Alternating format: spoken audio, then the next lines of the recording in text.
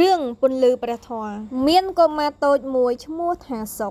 កគឺជាកុមារដែលឆាប់ខឹងក្រោធហើយមិនសូវជាស្ដាប់អ្នកដទៃទេ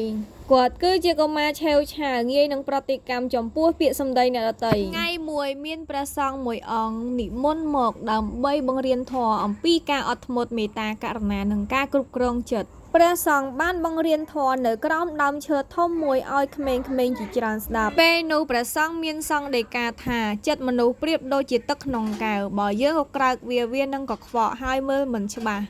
តែបើយើងទុកឲ្យស្ងប់វានឹងភ្លឺថ្លាហើយមើលឃើញច្បាស់គ្រប់យ៉ាងព្រះសង្ឃក៏មានសង្ឃដីកាបន្ថែមទៀតថាការអត់ធ្មត់គឺជាគុណធម៌ដ៏ឧត្តមអ្នកដែលអត់ធ្មត់បានគឺជាអ្នកដែលឈ្នះខ្លួនឯងពាក្យសម្ដីមួយឃ្លានេះហើយដែលធ្វើឲ្យសុកមានការចាប់អារម្មណ៍ចំពោះខ្លួនឯងសុកក៏ចាប់ផ្ដើមសួរខ្លួនឯងថាហេតុអ្វីចិត្តរបស់ខ្ញុំក៏ក្រើកងាយខឹងគេខ្លាំងម្ល៉េះបន្ទាប់ពីសួរខ្លួនឯងរួចគាត់ក៏ព្យាយាមផ្លាស់ប្ដូរនៅពេលនរណាម្នាក់ធ្វើឲ្យគាត់ខឹងគាត់ព្យាយាមអត់ធ្មត់ប៉ុន្តែពេលខ្លះក៏បរាជ័យទោះជាយ៉ាងណាក៏ដោយក៏គាត់មិនដែលបោះបង់ការខិតខំរបស់គាត់ដែរហើយបន្តិចម្